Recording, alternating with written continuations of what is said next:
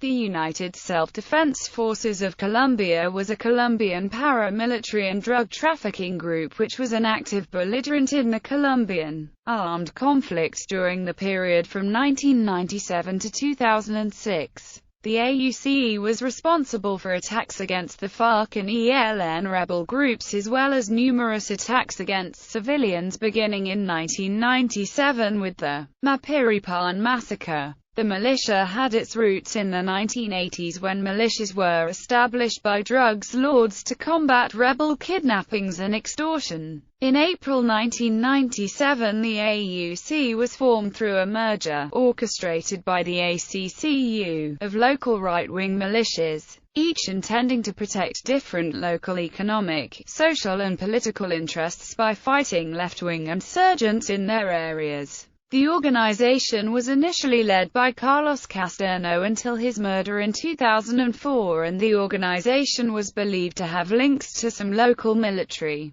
commanders in the Colombian armed forces. The AUC had about 20,000 members, was heavily financed through the drug trade and through support from local landowners, cattle ranches, mining or petroleum companies and politicians. The Colombian military has been accused of delegating to AUC paramilitaries the task of murdering peasants and labor union leaders, amongst others suspected of supporting the rebel movements, and the AUC publicly and explicitly singled out political and trade union operatives of the extreme left as legitimate targets. The AUC was designated as a terrorist organization by many countries and organizations, including the United States, Canada and the European Union. The bulk of the AUC's blocks demobilized by early 2006, and its former top leadership was extradited to the U.S. in 2008. However, local successes such as the Black Eagles continue to exist, and death threats have been made using its name. On May 8, 2008, employees of a community radio station received a message stating, "For the well-being of you and your loved ones, do not meddle in subjects that do not concern the radio station. AUC, Erica." A few days later the letters AUC were daubed on the front of their office. This threat was made due to their participation in a public meeting attended by members of a Congressional Human Rights Commission on the 27th September 2007. Here, members of the public denounced human rights abuses committed in RACA department by different parties to the armed conflict, including the AUC. Formation. The militia had its roots in the 1980s when militias were established by drugs lords to combat rebel kidnappings and extortion.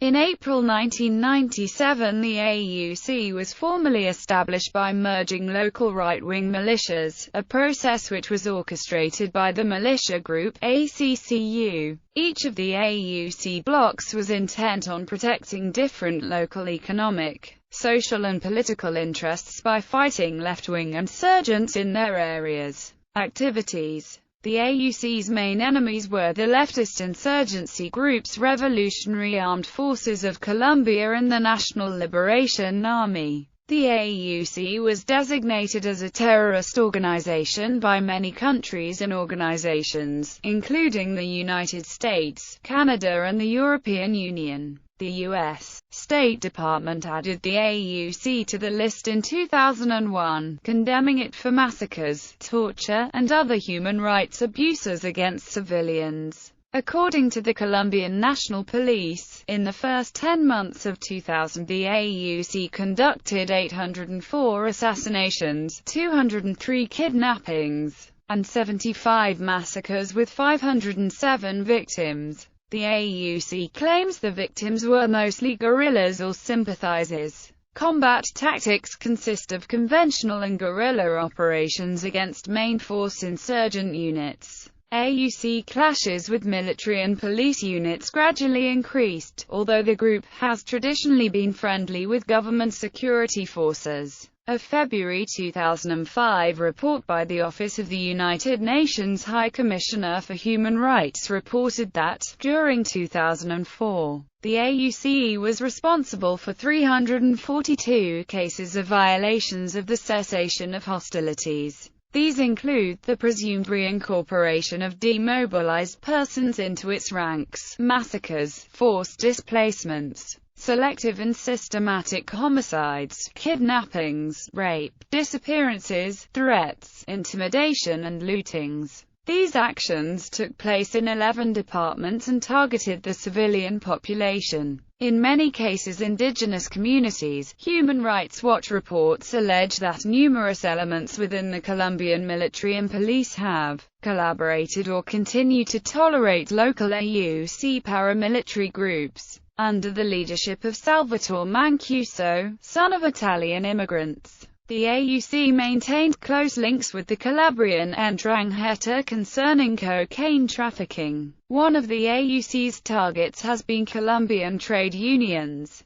Carlos Castano said that, "We kill trade unionists because they interfere with people working." Links to corporations. In March 2007, the International Fruit Corporation, Chiquita, admitted to having paid the AUC from 1997 to 2004 $1.7 million in order to protect its workers in operations in Urabá and Santa Marta, of which at least $825,000 came after the AUC was designated a foreign terrorist organization by the U.S. State Department in 2001. These payments were often made through a group belonging to the Convivi Network, a government-sponsored program of rural security cooperatives. The payments were arranged during a 1997 meeting between Carlos Castano with officials from Banadex, a subsidiary of Chiquita. Chiquita subsequently made a plea bargain with the United States Department of Justice, and agreed to pay a $25 million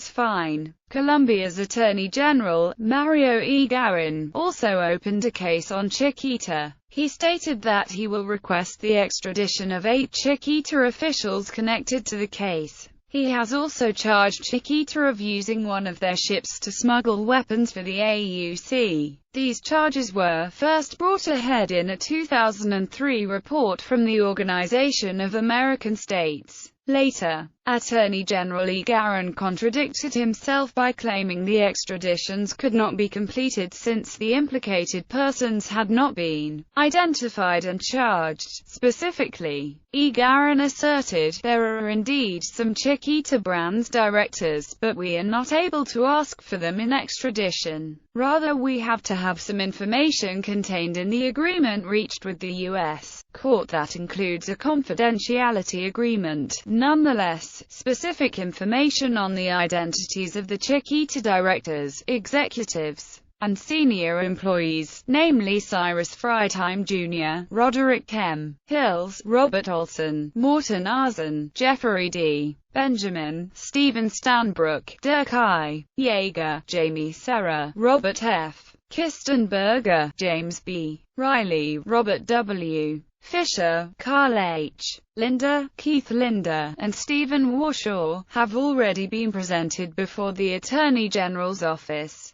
2003-2004. Initial negotiation efforts. After a ceasefire was declared, the government of President Alvaro Uribe began talks with the group with the aim to eventually dismantle the organization and reintegrate its members to society. The stated deadline for completing the demobilization process was originally December 2005, but was later extended into February 2006. Between 2003 and February 2, 2006, about 17,000 of the AUC's 20,000 fighters surrendered their weapons. This is more than double the figure originally estimated by the government before negotiations began. A draft law was presented to the public which offered to pardon the members of any illegal armed group that declared a ceasefire and entered talks with the government, in return for, mainly, their verified demobilization, concentration within a specific geographic area and the symbolic reparation of the offenses committed against the victims of their actions. After much discussion and controversy over it, a further revised draft was distributed to the media and political circles. This new project was not officially submitted for approval by Congress, and further public discussion on the matter continued. The bill, among other details, called for the creation of a 3 to 5 member truth tribunal which would study each case brought before it. After the groups, individuals sign an agreement to respect international humanitarian laws and accept the authority of the tribunal, in exchange for a minimum sentence of 5 to 10 years for those guilty of the most serious crimes, the confession of the crimes which were committed in connection with the activities of the illegal armed group, and the completion of concrete acts of reparation towards the victims.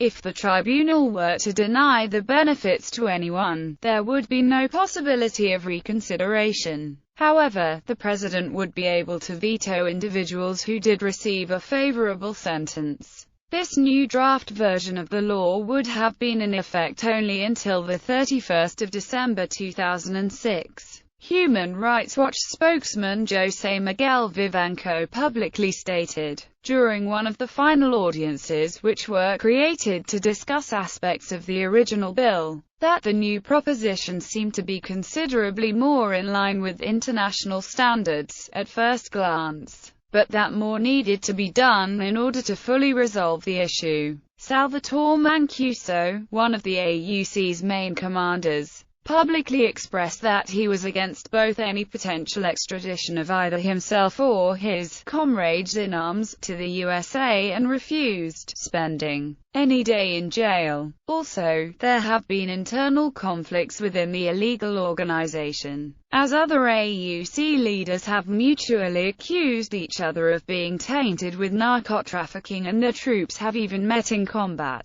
These different, regionalistic and sometimes warring factions within the AUC make successfully concluding any peace initiative a considerably difficult task. In mid-May 2004, the talks appeared to move forward as the government agreed to grant the AUC leaders and 400 of their bodyguards a 142 square mile safe haven in Santa Fe de Ralito, Córdoba, where, under OAS verification, further discussions will be held for a trial period of 6 months. As long the AUC leaders remain in this area, they will not be subject to arrest warrants. That condition and most of remaining legal framework invoked was previously implemented for the much larger San Vicente del Caguán area that former President Andrés Pastrana granted the FARC guerrillas as safe haven during the 1998 to 2002 peace process.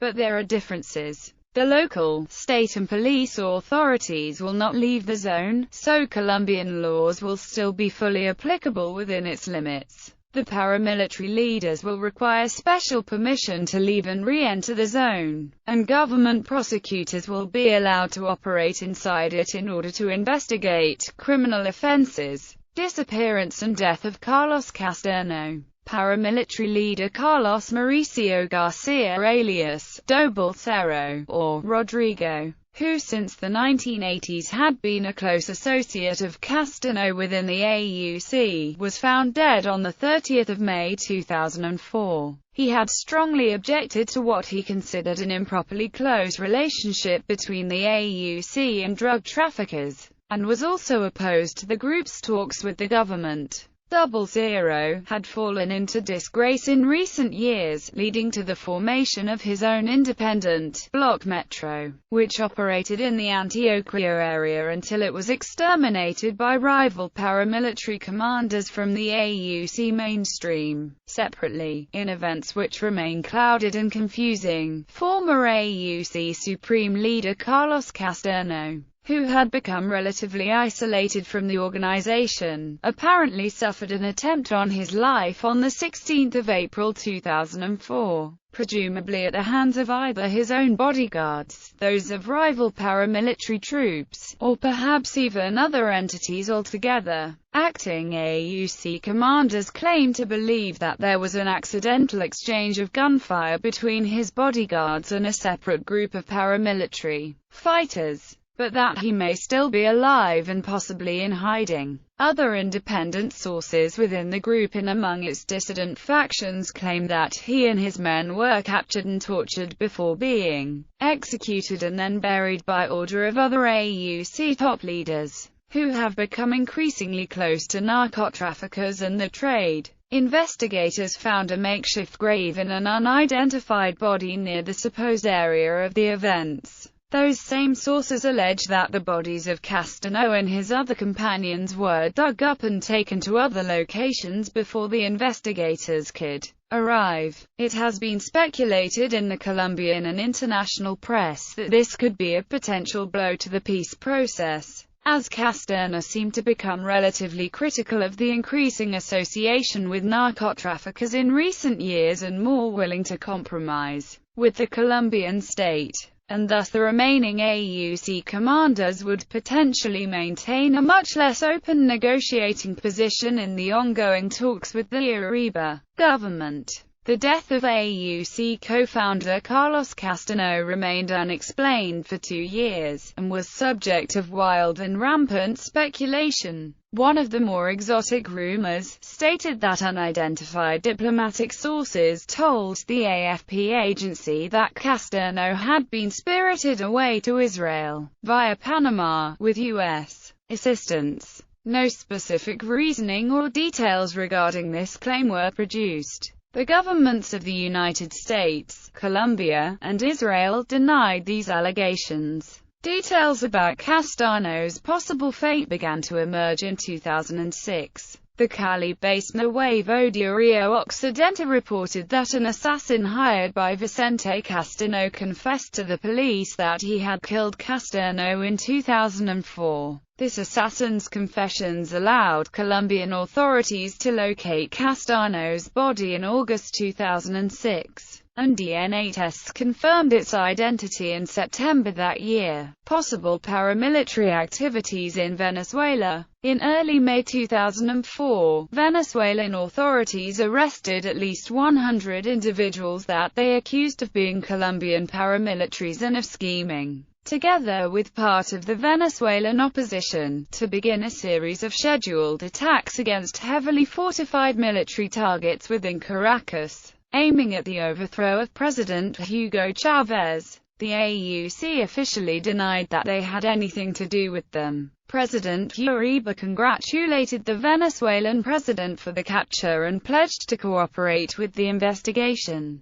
while President Chavez himself declared that, as far as he was concerned, he did not believe that Uribe had anything to do with the operation, for which he blamed elements within the oligarchies of Miami and Bogotá, also implicating individual high-ranking U.S. and Colombian military officers, who have denied such involvement. Vice President Francisco Santos Calderón added that he hoped that the Venezuelan government would pursue with equal zeal those FARC and ELN guerrillas who would also be present in Venezuela. The Venezuelan opposition dismissed the whole event as a setup, claiming that Chavez intended to interfere with the potential approval of a referendum which sought to remove him from power. Late 2004. Demobilizations. In November 2004, the Supreme Court approved the extradition to the United States of top paramilitary leaders Salvatore Mancuso and Carlos Castano,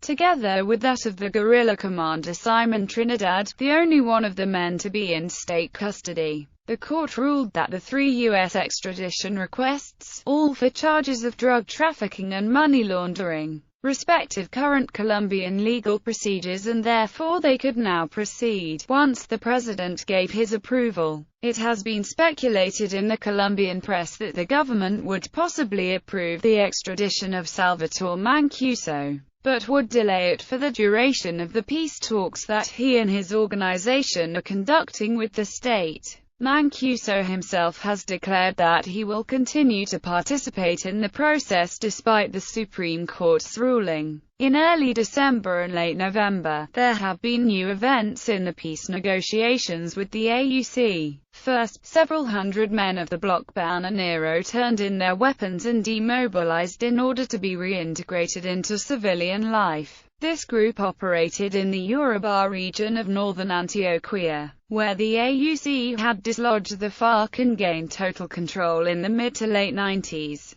However, the AUC remain in the area with the presence of other divisions in order to maintain the peace and prevent the FARC from returning. A few weeks later, the Catatumbo bloc also demobilized. This was a milestone in Colombian history, for, with its 1425 mercenaries, the Catatumbo bloc was one of the most important AUC groups. With them Salvatore Mancuso, the AUC's military leader, turned himself in. A few days later, the government announced that it would not make Mancuso's extradition effective as long as he avoided criminal activities and fulfilled his commitments to the peace process. Both of these massive demobilizations of AUC groups are an apparent improvement over the first one in 2003 in Medellin because on this occasion, important leaders turned themselves in and the weapons presented were assault rifles, machine guns, grenade launchers and rockets, rather than the homemade shotguns and old, malfunctioning revolvers that were turned in the first demobilization. The AUC was supposed to have demobilized completely by 2006, but successor organizations continued to operate.